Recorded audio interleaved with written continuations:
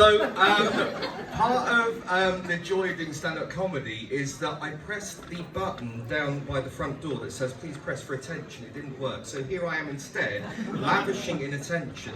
One thing that I learned doing amateur gigs is that there's a kind of midpoint of inebriation where too little alcohol, as I fear may be the case, and nothing's funny, exactly, nothing's funny enough. So I need to work really hard. The midpoint, everything's hilarious, and then too much alcohol, everything's messy, so here's hoping. I'm going to begin with a lie and say that I never used to be this cynical, but I was trained by the same bloke who trained Jack Dee, and the homework every single week was have a rant, have another rant, I thought I'm not that angry, but then something occurred to me, which is that there's something that really does frustrate me. And when I go on holiday, I find myself getting really quite stressed. And that's that breakfast becomes quite an ordeal when it comes to spreading my toast with butter. Now at home, just to let you into a bit of a private venture, at home I make the toast, I've got butter in a butter dish, it's at room temperature, I slather it all over my toast, I enjoy my toast. Anybody else? Yeah. I come to places like this, or hotels, or the odd trip to hospital, and then there's the strange 6.2 grams of butter pat. They are 6.2 grams, and they're always very cold, aren't they? And always quite difficult to spread, aren't they? And it makes me very stressed. And I've tried all sorts of different ways and thought through different ways to make this happen, and none of them have quite worked. So I've come to the conclusion that the reason that breakfast is an hour and a half, 7 till 8:30 or 7:30 till 9 on a weekend, is so that I can wait for the butter to get softened. I can spend my hour and a half waiting very patiently. I can entertain myself with a cooked breakfast and the spot of cereal before then, but then I can wait and wait. And the occasional, don't you want your toast? Yes, I do want my toast. Okay. And then hopefully, but the toast is cold. Which involves the risk of, and it's happened more than once, going back to get some more toast, and I come back and the butter's gone. And there's nothing worse than an hour and a half of effort going into making a nice meal and it's ruined.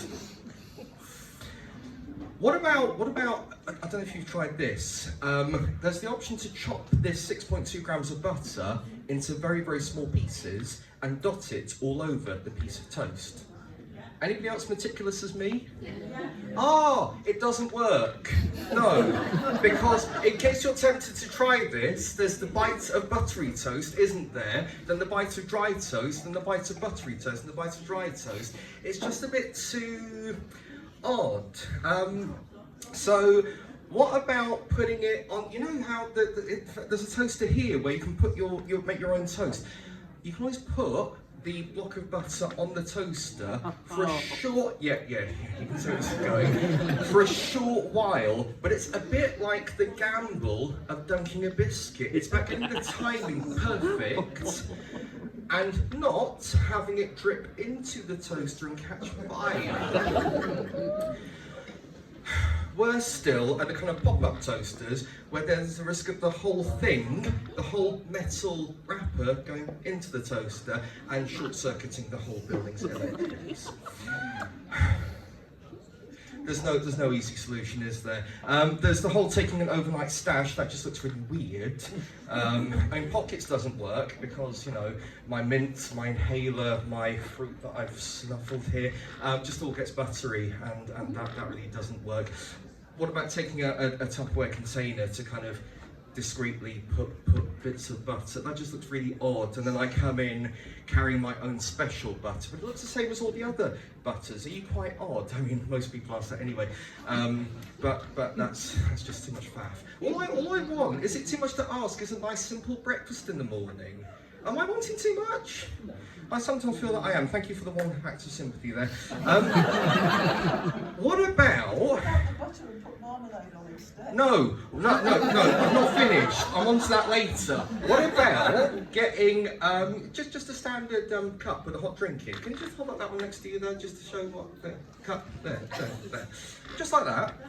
I brought it for coffee, not to show. Warming the cup with some boiling water, putting the butter in there, kind of like decanting it first, But then it's more like a kind of the pattern of garlic bread driven all over. Has anybody else thought of this in this much detail? I'm seeing some quite confused faces here in the room. I'm doing the hard work so you don't have to suffer with me. It's an act of kindness because it's my first time here. I want to be selfless and serve, you see. And then the worst solution so far is the whole, well, of course, what about just putting it on my leg? Because the body heat will get it to naturally soften. It's that same gamble as dunking the biscuit, because there's nothing worse than butter dripping all down my leg and smelling quite strange later on that day. So, you know, breakfast was, what, 12 hours ago? And then it starts to smell really odd. So, none of those have worked so far. And then, of course, the easy open jam is not easy open. It's less easy open with buttery fingers, isn't it? Does anybody manage to get those opened? Can you help me tomorrow if that's the case? Because after opening the butter, doing whatever you want to do with it, whatever I can't do with it, then I try and just kind of go,